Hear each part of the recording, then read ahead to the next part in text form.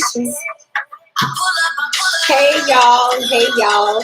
Welcome to the latest episode of Cosmo Talk with Friends. Today, Cosmo Talk episode will just be with yours truly. First of all, I wanted to take a little moment to kind of apologize. I've been slacking on my episodes. I've just had so much going on. It's really been a crazy, I would say, past few weeks to a month. A lot of things been going on, family issues. You know, I would like y'all to continue to keep my family in y'all prayers. And for those who kind of know what's going on and have been reaching out to me, checking up on me, making sure I'm not checking into the loony bin or anything worse. Thank you, and I appreciate it. You are very much appreciated. And yeah, so I know I haven't filmed an episode in a while, but for some reason I felt compelled to speak on something, only because I had a conversation today with my mom. And I don't know, like usually I'm kind of used to this, like, because I go through the same conversation with her every day for the past, I don't know how many years I've been alive, probably since I was in her belly. She's probably been telling me the same exact thing. But for some reason, I don't know if it's because I've kind of been emotional about everything that's been going on, or I'm kind of like having a little bit more clarity. But for whatever reason, I was like, I ended the conversation with her a bit abruptly, but very respectfully, because, Haitian moms, they don't play that mess. She'll come through the phone on me. But I kind of was not trying to hear her opinions in that matter. So that's why I kind of picked this topic of self-esteem and culture. I feel like coming from the West Indian, Caribbean, Haitian culture, that it definitely affected my psyche, self-esteem wise. And given that my mother is like diehard 7-day Adventist, does not make it any better. Like it makes things like 10 times worse. So basically why I say this is because for some reason, please correct me if I'm wrong. Somebody tell me if I'm wrong. More than likely you're not. Like, what, coming from a West Indian background, Caribbean background, especially coming from a Haitian background, a Haitian Christian background, like it seems like every conversation I'm having with my mom is about like a man. Like I like she makes me feel like I need a man to validate who I am as a woman. Like it seems like she can't call me and just say, hey, how are you? How are you? How was your week? Are you focused on your career? How is everything going? Her conversations seem to circle about, my conversation with her seemed to go something like this. You in your 30s, Caitlin. You still haven't gotten married, Caitlin. You need more children, Caitlin. Like, when are you planning on doing these things? You think you're going to be young forever? I see you on Facebook, you on Snapchat, dancing and partying and doing all of this stuff. Why are you not finding a man? First of all, she don't. Well, let me to give her some credit. She didn't say, why am I not finding a man? She says, I need to go to church to find me a good man. Now, here comes my first of all. First of all, Mom, and I love you to pieces with the utmost respect possible. You and I both know, and there's probably some of y'all watching this video right now that's in the church pulpit acting a hot ass fool. When I say hot ass fool, I don't mean you're sitting here like, acting a mess in church. You're in church playing that sheep, and as soon as you get out them doors, your wolf teeth goes on and your mask get pulls back to reveal so you can go running after Little Red Riding Hood. We know. There's some of you guys who I personally know, but I'm not in the business to spill any tea on people because it's not my place. There's a few married church guys that I personally know that are married. Yes, I said it, married, and they still have a few side pieces. Or I've caught them trying to do things with other people that they had no business doing with anybody but their wife. But who am I to judge? So my thing is, I don't need to necessarily be in church to find me a good man. I'm not a churchgoer, so I would be fake as hell if I'm gonna sit there and go to church just to find me a man. We're not gonna be equally yoked because he's gonna sit there and try to talk to me about what John said in 3:16, whatever, and I'm gonna look at him like he's crazy and take the Bible and swing it across at his head, and he's gonna divorce me. Let's just keep it 100. Okay. But going back to my topic of confidence, like for a long time, listening to all of this, it kind of was in the back of my head, I need to get married. I need to get married, to the point where I would settle, like, for mediocre guys, just so I can hush my mom up about me needing to be married. Like we end up settling for guys who, if this wasn't being shoved down our throats, that marriage was a requirement for me to be a woman, we wouldn't settle for it. Like we wouldn't even entertain these type of guys. Like, why is it okay for them to date multiple before they finally decide who they're gonna ruin their whose life they're gonna ruin for the next 20 years, and I can't do the same. So a lot of times I'm on this channel, I definitely want to put in a lot of my personal experiences to a certain extent. What my past relationships have taught me, I would say, is when you're single, you should always have at least 2, 3, or 4 different guys that you are seeing at one time. Yes, I said it. At some point, I would have been like, yeah, that's kind of hoish, but you're single. He's single.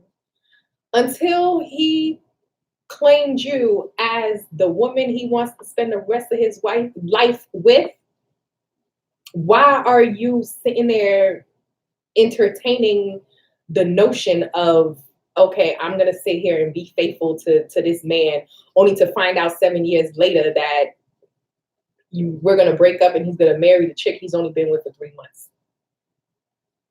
Let's get it together, people. And when I'm saying you should be seeing at least 2, 3, 4, 5 different people, I'm not saying you in bed with all of them. You can date and not be having sex with the person that you're dating with. I'm not saying you sitting here spreading your legs and if you are, by all means, more power to you. I'm gonna drink to that. I'm not judging you. Men do it all the time. I'm not saying it's right. I'm not saying it's wrong. I'm just saying I'm not judging you. Because clearly the hoes doing something. Oh, see, look at me, judging already. Clearly they're doing something right, because the ones who seem to be a little bit more loose with their bodies usually end up getting married first. the saying about good girls finish last, the good men finish last. There's some truth to that. And I've started to realize it.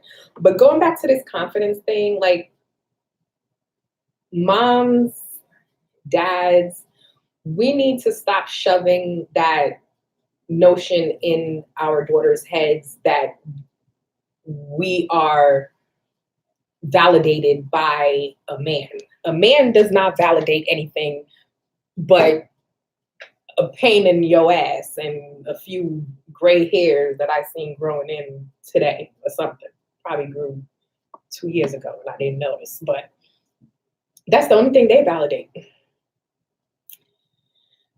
Because we do not go around telling our sons the same thing, but yet we're telling our daughters that they need to be validated by a man.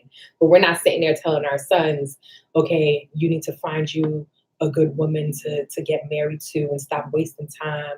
And that, so why are we sitting there telling this thing to our daughters? Like, not everyone is built to be in a marriage relationship. Some people don't, like, to be honest with you, some people live their lives better being single because you live stress-free, knowing like, okay, I'm single, like you probably doing you, and I'm over here worried about my career and whatever I have going on. When we get together, we could chop it up, have a few drinks, laugh, if we on that type of level, maybe, do what grown folks do, and we keep it moving. And I say that kind of mindset plays with your confidence, because if it doesn't come in the timely fashion that our family is expecting us, it kind of gets in the back of your head like, oh, they're probably looking at me like I'm a loser. I don't have any kids yet. I don't have no husband. And all my friends are married. And look at her. She was in high school just giving it up all through the periods, and she's married with children, and she's pregnant now. It shouldn't be like that. Like, I shouldn't need to compare myself, my singleness, to marriage folks. I'm just saying. Like, to me, confidence has nothing to do with your looks or your body. It has everything to do with just being you. And you can't just be you if you sitting here with a mentality of trying to catch somebody in the back of your head. Like, you should just be living your best life. If someone happens to come along your trail and you happen to like them and they happen to like you, y'all get to know each other. If the birds and the bees and the crickets and everything else are singing in one tone or whatever, and it's beautiful and it makes a Disney movie, then it makes a Disney movie. If it doesn't, then guess what? You learned an experience and you moved on.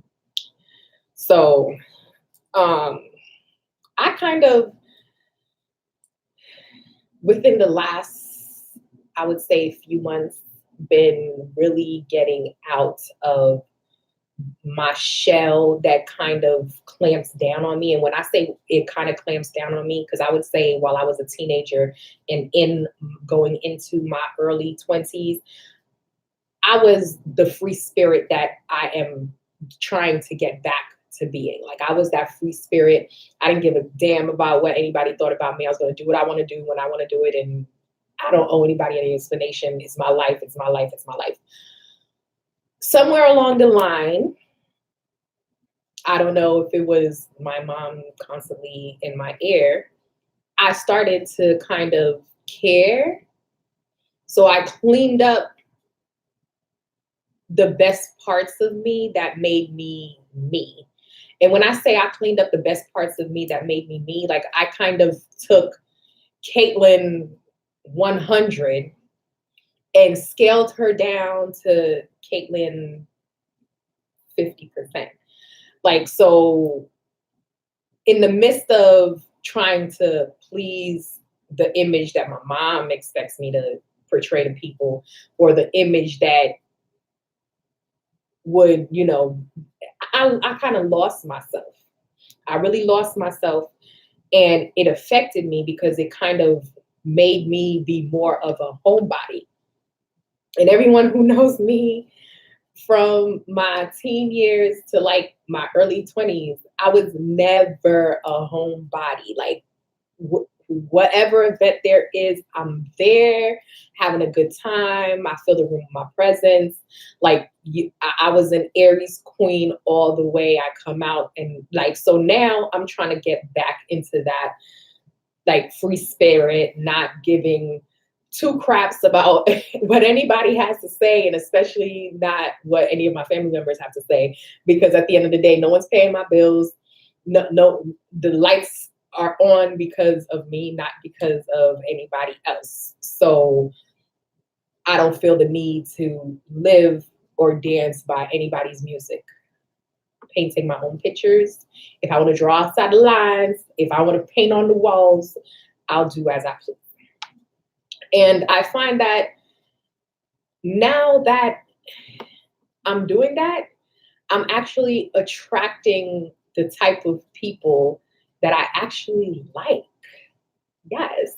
So by me just letting go and just saying, I don't, like, basically coming home and taking off my bra, like, whatever, I'm attracting, not only am I attracting better quality friends, people who actually, like, understand me, they're accepting of me and how I live my life. I'm also attracting, and this is a huge one for me, better quality guys. And who would have thought that, the mellow, let me be a damsel in, Caitlin. Most people would think, oh, that's the type of girls that guys like. Wrong. Guys like the type of girls that you are. If you're the damsel in distress, then yes, that's you. That's your personality. So you'll attract a person that's equally yoked to you. But if you're a wild card like me, trying to play a damsel in distress, all you doing is being a hot match ready. You're just being a bomb ready to explode, because this guy's gonna sit there and know damn well that you're not a damsel in distress, and he's gonna stress the hell out of you till you one day you pick up that 9mm, you just boom. Be like, damsel this. So